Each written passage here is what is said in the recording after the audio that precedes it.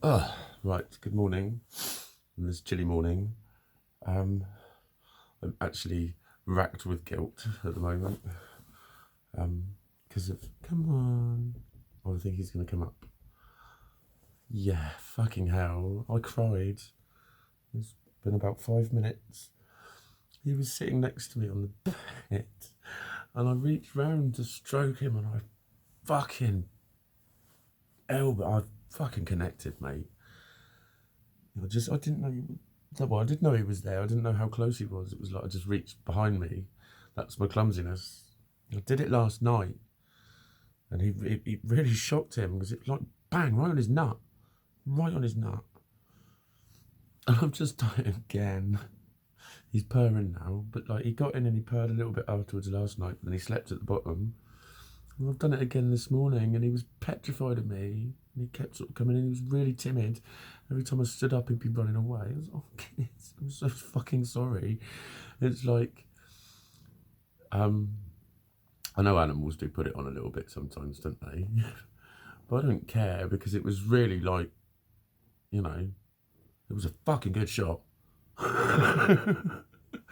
Something to bear in mind when I'm attacked, I'm very good at the reverse elbow fucking crunch. Didn't I, mate? I clobbered my little baby. I felt fucking awful. Deserve to die. Fucking deserve to die. You do that to an animal. Poor little boy. So it's Tuesday the 28th of January today. Like, I still can't count them. I don't know why. I have to really fucking think about it. And I only knew this one because it's the start of my wellbeing groups today. I'm getting my hair done.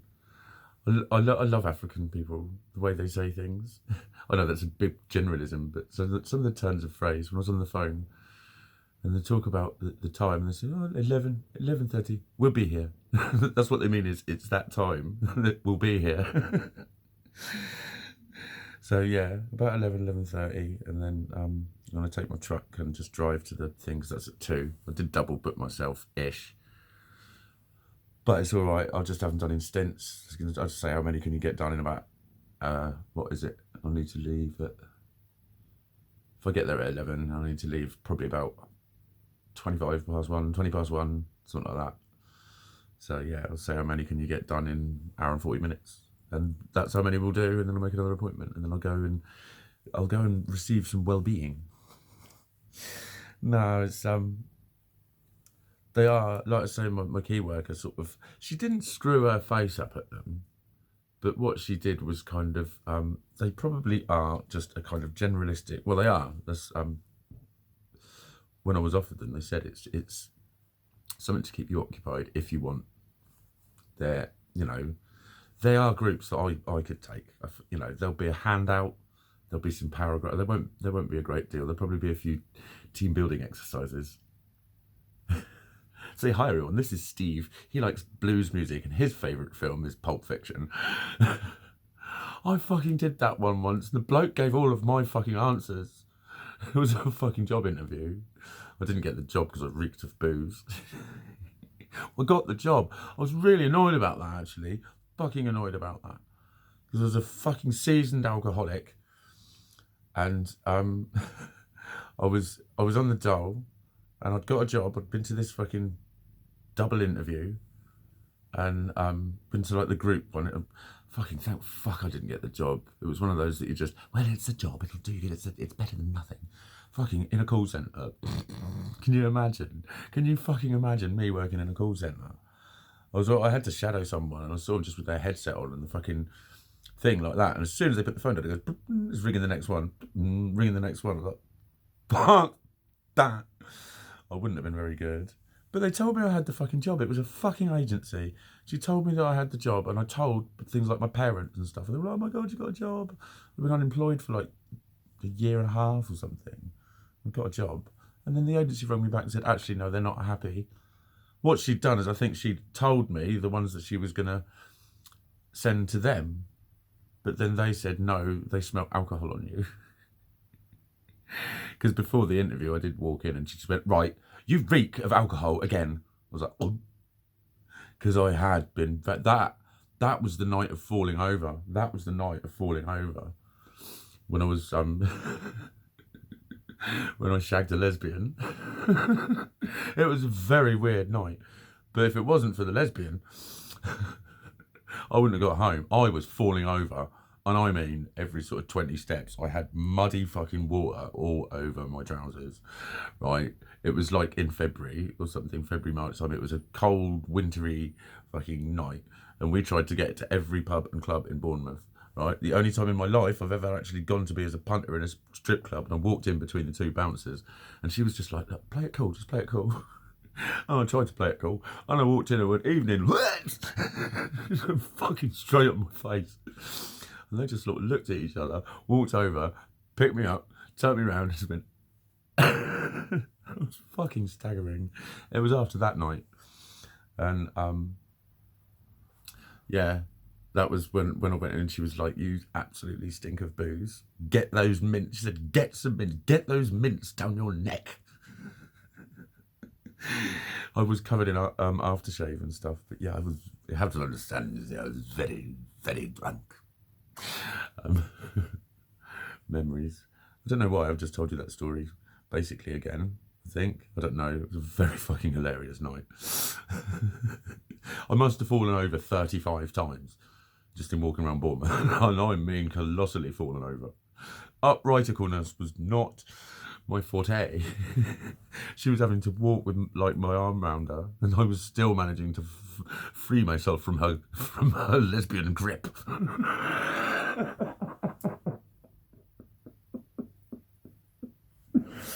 Oh dear. Oh dear. Right. So I'm in a silly mood, it seems. But yeah, I think did I want anything to say? I don't know. I'm glad that this little thing is just being all loving to me. I knew he'd forgive me. But it's so fucking hurtful when you hurt your little baby, your best friend, not your mate, your best little fluffy friend. So yeah. There was something. I'm sure there was fucking something. It wasn't just the cat. There was definitely something I was going to talk about this morning. But yeah, I mean, sticking with the wellbeing group thing. That's what I said, and she did sort of say, "What are you going to those for?" And it was just, to get in that mindset. To get in that mindset, you've always got to think something can change. You know what I mean? Something can be better. Something. I'm a little bit. I don't know.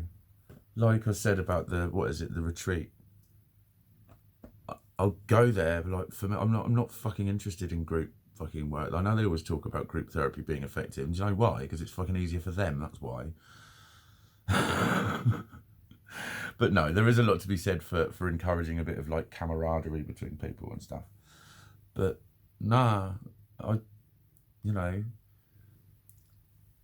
my experiences of those situations that I find the other patients draining, like probably because I sound like I know what I'm on about. I used to work in the, and I'm not gonna. I'm just not going to talk to anyone. That's my plan. I'm not there to make fucking friends. I don't care if people think I'm nice. That's not why I'm there. My friends are my friends. I don't need to meet new people, and fucking that's not going to cure me. It's not going to cure me. Meeting new people just fucking doesn't make me worse, but it just brings up all the anxieties. Really, meeting people is not always the fucking cure. It really isn't. Building better relations with the people you already have around you, yeah. Do you know what I mean? If you've got toxic people around you, and if you're being told toxic shit and kept stuck by people, then you do need new people in your life, and you do need friends. And there is a lot to be said for sharing common ground with people, but I'm not being funny. Two people with EUPD or two people with ADHD isn't always a great fucking combination. It is not. It is not indeed. Because you both fucking know that each other have got it, so you're both fucking projecting your own shit onto each other. Sometimes you'd think you'd sort of understand each other, but it's like, no, emotionally unstable. It means that if they get fucking shitty, you'll just take it as they're getting shitty, and you'll get fucking shitty because you're emotionally unstable. You won't, so many people seem to think you can go, I know, this is an incommensurate response to the antagonist. I am far too emotionally expressional for this situation. It is not appropriate. I know what this is. This is my emotional instability again. What I shall do is control my emotions. That's what you expect people to do. It's funny. It's like when you say you've got ADHD, you're expected to be able to interrupt people less. You are. You are. You are. If you're emotionally unstable, every single emotion is like, this is just your emotional instability again. And you're supposed to go, well pointed out. Now with my clear head, I am able to just process and control my emotions. That's the problem, is they can't do that. That's why they're getting shitty. I'm blind. Look harder. Actually, I am. I'm going to take the piss out of you. The people that you'll know who I'm taking the piss out of here. But, you know, I read a thing on the schizotypal page the other day. They send notifications, and someone had just written a little thing saying, do you think anyone will ever accept this as an actual mental illness or just an opinion or something? And everyone's going, no. So, you know, this has been happening for a long fucking time, right? But I'm just going to make some of the comparisons to this we're all on the spectrum horse shit that you're all fucking going on about.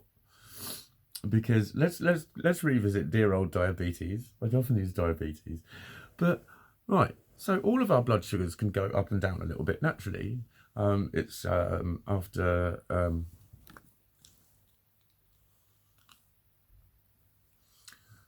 sensors within the nephron of the kidney analyze the ratio of sugars, and at a rate of 10 millimoles per litre, the sugar particles are eliminated via the urine. When your sugar gets too high, you start wee-weeing it out. And that's how they can test your pee for diabetes. It's your first test. And pretty much you can just say, no, you haven't got diabetes if you've just got a very normal sugar level in your urine. That's what quite often at a new GP, you just have to take a bottle of piss with you. But within that, I mean, you know, personally, I get very shaky fingers if I've not eaten. If I, you know, I'm literally like that. I can get really going. Low blood sugar, yeah. My body responds to things. That's not a hypo. By the way, hypo. Stop saying it. Oh, I was well hypo. If you're going to use a language, learn it properly. Hyper is faster. Hypo is below. So when I was well hypo, you're... So a hypo is low and a hyper. Same with temperature. Are you hypothermic or hypothermic? Hypothermic. Bloody ancient Greeks. No, it's not Latin. It's ancient Greek. Learn your fucking origins. Anyway, God, I'm a know-all. Anyway, you know, we all know hangry. When you get hungry, very much to do with low blood sugar. You know, high blood sugar, people can fall asleep because their body releases shitloads of insulin and makes them crash. That's why Grandad has a long sleep on Sunday afternoon, because he's been noshing on the fucking apple pie after his Sunday roast. Those are not the symptoms of diabetes. They are the onset of some of the symptoms of what a diabetic would understand. They'll be like the early warning signs. Now, let's just use that as an analogy with what you lot do with talking about things like OCD.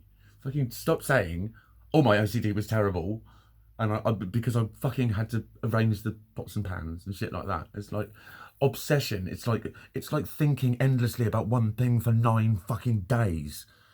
Those are the sorts of symptoms that people with OCD have. Going and having to buy a load of newspapers because they need to read the word disenfranchised and they have to fucking read it somewhere. Really odd, uncomfortable behaviours that they're usually massively embarrassed about, okay? Stop thinking you've got OCD just because you like things to be in a certain fucking order. The same way as if your hands are shaky in the morning, you haven't got diabetes, you've got lower blood sugar. So can you imagine if I'm going, so my diabetes was terrible this morning, I've got diabetes too. Well, we're all a little bit diabetic. Can you imagine that? Can you imagine saying to a diabetic, well, we're all a little bit diabetic? Because in using your fucking logic on mental health, we are. Because our blood sugar goes up and down. Depending on whether we've eaten and how much sugar we've eaten. It's, you know, your body regulates it because it can. It can regulate your sugars. Diabetics can't regulate their sugars. Now replace the word sugars for emotions. It's that simple because there are biological processes going on. So how's your diabetes today? You know, do you tell dyslexic people to just read harder? Do you tell agoraphobics to just pop outside in the sun? That's what I always do when I'm feeling cooped up indoors. Seriously, you're hilarious. You're fucking hilarious. Oh, I've got that. I've got that. No, you fucking haven't. That is what's making it worse. That is what's making people feel totally isolated. That is what's making people feel like they are the only one with problems and whatever it is you accuse them of. Because you lot think you've all got mental health issues. You morons. You probably think you've got diabetes and think you've got cancer. Just literally stop it. Stop it. You're fucking idiots. You're fucking idiots. Anyway, I'm off to well, I was going to go on an assertiveness course, but I can't find anyone to help me fill them for me.